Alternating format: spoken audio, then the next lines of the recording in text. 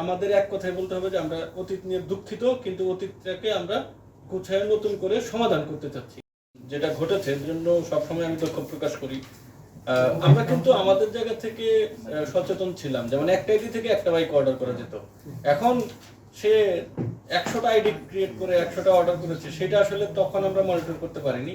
আরেকটা জিনিস আমার যেটা পার্সোনালি বলবো যে আমাদের যেই ভুলটা হয়েছে, আমরা ই কমার্সের প্রসারের জন্য যেই এই ছাড় দিয়ে বিজনেস প্রসার করা এবং বিনিয়োগ আনতে ব্যর্থ হওয়া, এই জায়গার জন্য যেই টার্মোয়েলটা হয়েছে সেজন্য অবশ্যই আমরা দুঃখিত। কিন্তু একটা জিনিস কিন্তু জানেন যে এই একজন হয়তো পেয়ে গেছেন, আরেকজন হয়তো পাননি। এই আলটিমেটলি বেনিফিশিয়ারি কিন্তু আমরা এই উদ্যোক্তারা ছিলাম না। হয়তো আপনি পাননি, আপনার ফ্রেন্ড হয়তো দুইটা পেয়ে গেছে।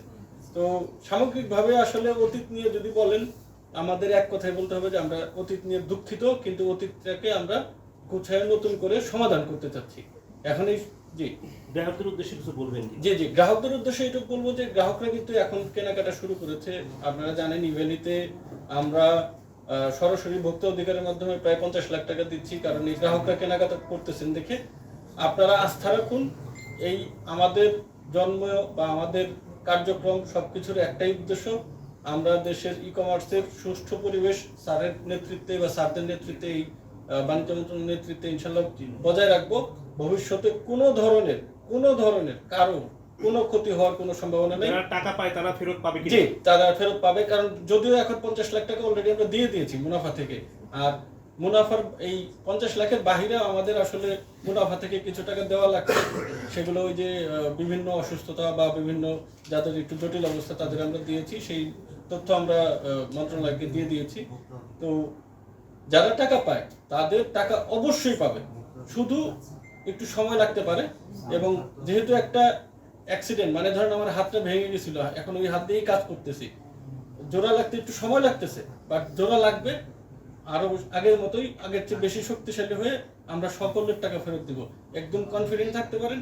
এবং আমরা এই ক্ষেত্রে বাণিজ্য মন্ত্রণালয়ের পূর্ণ সহযোগিতা পাচ্ছি, এবং মাননীয় প্রধানমন্ত্রী সহ এই আমাদের গভর্নমেন্টের সকল স্তর থেকে ই কমার্স যেন একটা সুষ্ঠু পরিবেশ বজায় রেখে চলমান থাকে সেই ধরনের আশ্বাস আমরা পাচ্ছি এবং সহযোগিতা পাচ্ছি। আসলে একটু বলবেন হচ্ছে যে আপনি শেষ করতে ব্যবসা নতুন করে শুরু করার পরে যেটা হচ্ছে ভোক্তা অধিকারের মাধ্যমে বেশ কিছু টাকা ছাড় করেছেন, এর মধ্যে এখন যে ফ্লো ছোট অর্ডারগুলোর কিছু ডেভেলপমেন্ট করছেন, রিফান্ড করছেন, বড় অর্ডারগুলো যেগুলো আছে সেগুলোর প্রক্রিয়া আছে কিনা, আর এখন পর্যন্ত আপনারা আসলে দেনা কত, আপনি সার্ভার উদ্ধার করেছিলেন? এটা পরে প্রশ্ন, এটা ইভ্যালিড একটা ইস্যু না, এটা আমাদের জেনারেল ইস্যু। ঠিক আছে, ধন্যবাদ। আপনারা আপনি 5টা কোশ্চেন করছেন। স্যার গেটওয়ের স্যার যদি আছে, স্যার একটু এড করুন। গেটওয়ের যদি কেউ থাকে তাহলে একটু কথা বলুন, তাহলে না তাদের সাথে আমরা আলোচনা করেছি, এখন তারা চলে গেছে। ধন্যবাদ আপনাকে। স্যার প্লিজ শেষ করার আগে আমি কিছু প্রশ্ন জানাবো। আপনি কে আমি একজন গ্রাহক ইভেলি।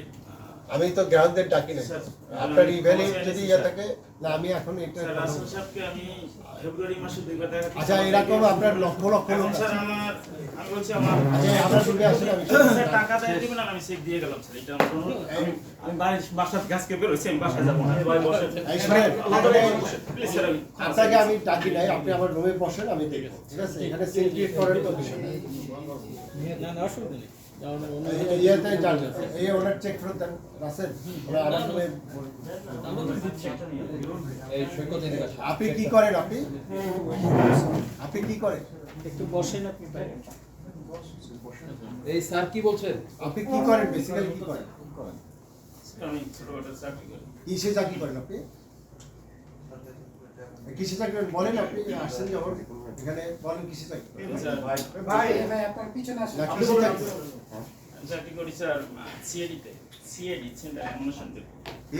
Central ammunition depot. এটা কি ক্যাগ মনে হয়? সিএডি সবার রাষ্ট্রতে চাকরি করেন মানে কি, মানে সিভিল কাজ, মানে এটা কি সরকারি চাকরি?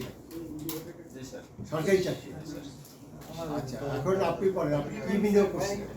স্যার এটা একটা মোটরসাইকেল বিক্রি করছিলাম। একটা মোটরসাইকেল বিক্রি করছেন,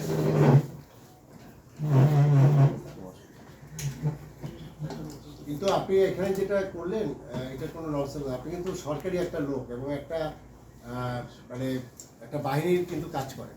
ঠিক আছে, আপনার কর্তৃপক্ষ যদি জানে আপনার তো চাকরিটাও নিহত একটা সমস্যা হয়েছে। স্যার আমার না না আপনার না, আপনি এখানে ইমোশনাল, আমি তো শুনি কথাটা, আপনাদের সব কথা শুনি, আপনি এসে একদম একটা চেক ফেরত দিলেন, তাহলে এই জায়গায় যে বিনিয়োগ করলেন তখন একবার মনে হলো না যে এখানে বিনিয়োগ করা, আমি তো করি নাই বিনিয়োগ, সেটা তুমি করছো বিনিয়োগ। ঠিক আছে আমি আপনার কথা শুনি, ঠিক আছে, ওকে থ্যাংক ইউ।